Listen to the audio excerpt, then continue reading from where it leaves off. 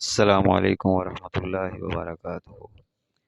الحمد للہ رب العالمین والصلاة والسلام علی رسولہ الکریم وتفصیل الکتاب لا ریب فیہ من رب العالمین، صدق اللہ العظیم۔ اولاً میں سب کو قرآن مقدس کی تکمیل پر مبارکباد پیش کرتا ہوں، بالخصوص حفاظ کرام کو کہ جن کے حصہ میں سنانے کی سعادت آئی اور محبت سے سننے والے بھی مبارکباد کے مستحق ہیں۔ ادارہ کے منتظمین کی ڈیوٹی جن عظیم لوگوں کو عطا ہوئی اور برکات حاصل کر رہے ہیں وہ بھی مبارکباد کے مستحق ہیں۔ اللہ تعالیٰ دین متین کے ساتھ آپ کی محبتوں کو سلامت رکھے، دنیا اور آخرت کی تمام بھلائیاں اور برکات شامل حال رکھے۔ قرآن مقدس کا پڑھنا یا سننا اور اس سے فائدہ حاصل کرنا اس بات کا تقاضا کرتا ہے کہ معلوم کیا جائے کہ یہ کیا ہے، یہ کہاں سے آیا، کس نے نازل کیا، پھر یہ معلوم کیا جائے کہ یہ کیوں آیا اور اس کے مقاصد کیا ہیں۔ جب تک کسی شے کی اہمیت اور کام کا پتہ نہ ہو اس سے دلچسپی کم ہو جاتی ہے۔ قرآن مقدس ایک یقینی کتاب ہے، جو اس میں لکھا ہے ویسا ہی ہوتا ہے۔ ایک مفصل کتاب ہے جس میں مکمل نظام زندگی کی وضاحت ہے، حق اور باطل کے فرق کو واضح کرتی ہے۔ قرآن مقدس کا سب سے بڑا اعجاز یہ ہے کہ یہ ایک مکمل دستور حیات اور نظام زندگی پیش کرتا ہے۔ قرآن حکیم نے ایمان، افکار و نظریات، اقتصاد و معیشت، امارت و مشاورت، نظامت و عدالت، معاشرت و معاملات، علم و عمل، غرض کے دنیا میں رہتے ہوئے ہر گوشے کی مکمل رہنمائی، آخری ہدایت نامہ اور نظام عمل پیش کیا ہے۔ قرآن مقدس نے انسانی زندگی کے انفرادی و اجتماعی، جسمانی و روحانی، معاشرتی و معاشی، تہذیبی و تمدنی، عدالتی و تجارتی، سیاسی و حکمرانی جیسے گوشوں کے متعلق ایسے اصول متعین کیے ہیں جن میں قیامت تک رد و بدل ممکن ہی نہیں ہے۔ قرآن مقدس میں ان حقائق کا تذکرہ ہوا جن کا تعلق تاریخ، جغرافیہ، فزکس، فلکیات، اجرام سماوی، علم الحیات اور انسان کی تخلیق سے ہے۔ انسانی جسم کی ترکیب اور اس جیسے دوسرے علوم بیان کیے گئے جن کا مقصد انسان کو اپنے مالک حقیقی کی بندگی اور نظام کو قبول کرنے کی دعوت دینا ہے۔ قرآن مقدس کا ایک اعجاز یہ بھی ہے کہ غیبی واقعات کو بیان کرتا ہے جن کا بنیادی مقصد وحی کی حقیقت کو واضح کرنا ہے کہ جس خدا نے اپنے نبی کو گزشتہ اقوام کے واقعات بعینی ہی بیان کیے ہیں، وہی خدا زندگی کے تمام اصول ٹھوس بنیادوں پر فراہم کرتا ہے جن میں شک کی گنجائش نہیں ہے۔ قرآن مقدس کے اعجاز کا ایک پہلو یہ بھی ہے کہ آنے والے حالات کی پیشین گوئی کرتا ہے۔ جیسے سورہ روم کے آغاز میں رومیوں کے غلبہ کی بات کی گئی، سورہ توبہ میں دین کے غلبہ کی بات کی گئی، سورہ فتح میں فتح مکہ کی بات کی گئی۔ ان پیش گوئیوں کا بیان کرنے کا مقصد انسانوں پر اس بات کو واضح کرنا ہے کہ جس طرح یہ تمام معاملات سچ ثابت ہوئے، اسی طرح جن کاموں کے کرنے اور نہ کرنے پر اللہ تعالیٰ نے انجام بیان کیے ہیں وہ بھی اسی طرح سچ ثابت ہوں گے۔ قرآن مقدس انسان کے دل کی پاکیزگی کا مکمل اہتمام کرتا ہے۔ کسی شاعر کا شعر ہے، دل کے بگاڑ ہی سے بگڑتا ہے آدمی، جس نے اسے سنبھال لیا وہ سنبھل گیا۔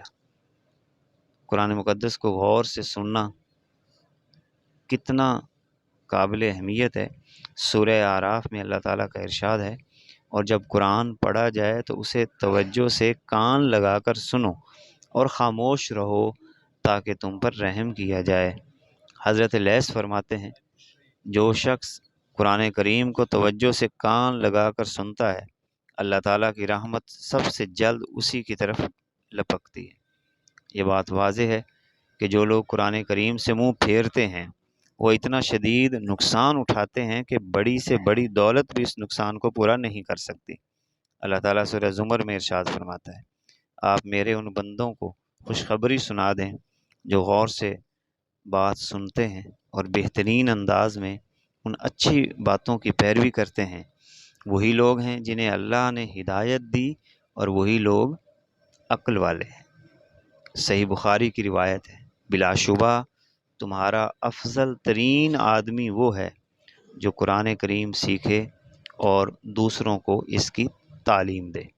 المعجم الکبیر کی روایت ہے، رسول اللہ صلی اللہ علیہ وسلم نے فرمایا، من غدا الی المسجد لا یرید الا ان یتعلم خیرا او یعلمہ، جو بندہ صبح صبح مسجد کی طرف صرف اس نیت سے نکلتا ہے کہ وہ خیر کی کوئی بات سیکھے اور پھر اس کو سکھائے، اس کے لیے اس حاجی جتنا اجر ہے کہ جس کا حج اللہ کی بارگاہ میں مقبول ہو جائے۔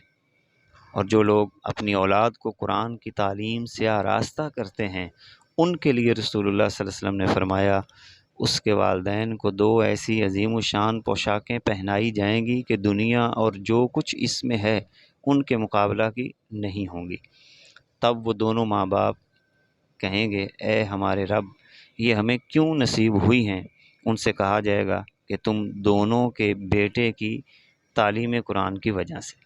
اگر آج والدین کو اس بات کا احساس پیدا ہو جائے تو یقیناً قرآن کی تعلیم حاصل کرنے اور بچوں کو دلوانے میں سب سے زیادہ فکر مند ہوں گے۔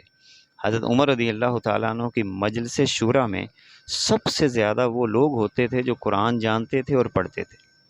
اس وقت مسجد نبوی شریف میں روضہ رسول صلی اللہ علیہ وسلم کے سامنے بیٹھ کر جس درد کو محسوس کر رہا ہوں وہ آپ سے عرض کرتا ہوں۔ برادران اسلام، ہم ایک ایسے پرفتن دور سے گزر رہے ہیں، ہر طرف ہوا و ہوس لالچ نے اپنے پھندے ڈالے ہوئے ہیں، نوجوان نسل اس کا شکار ہو رہی ہے، شکوک و شبہات کو باقاعدہ منظم طریقے سے پھیلایا جا رہا ہے، خرافات، غلط رسم و رواج کا چال چلن عام ہوتا جا رہا ہے۔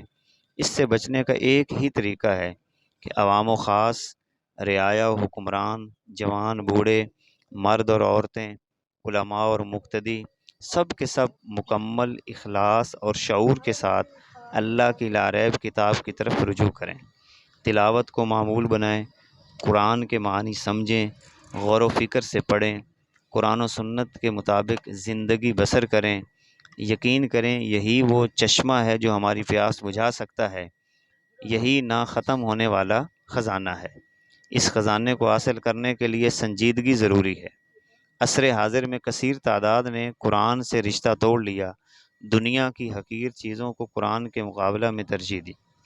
بہت سارے لوگ قرآن مجید کی تلاوت تو کرتے ہیں مگر عملی مخالفت پر ڈٹے ہوئے ہیں، اور بعض لوگ تو دین کی منمانی تشریح پر لگ گئے ہیں، اللہ کی حرام کردہ چیزوں سے اپنے دامن داغدار کیے ہوئے ہیں، بدکاری، سودی لین دین، چوری ڈکیٹی، دھوکہ، ظلم، جھوٹ، غیبت، چغلی، فساد، احسان فراموشی جیسی بیماریاں ہم سے چمٹی ہوئی ہیں۔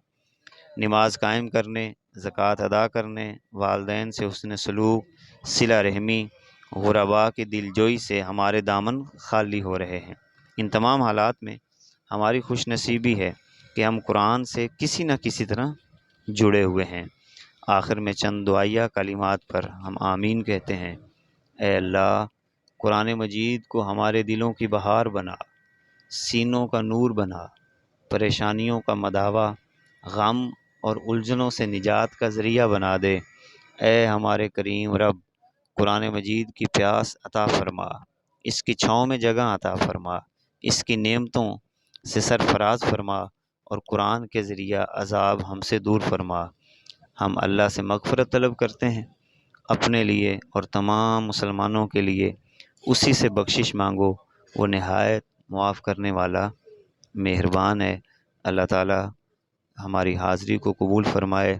اس دعا کے ساتھ روضہ رسول کے سامنے مسجد نبوی میں بیٹھ کر آپ سب کے لیے دعا گو ہوں، اور اپنے لیے بھی، کہ اللہ تعالیٰ عشق و مستی سے، محبت سے، چاہت سے دربار مصطفیٰ صلی اللہ علیہ وسلم میں اور حرم مکہ میں زندگی میں بار بار حاضری کی توفیق عطا فرمائے۔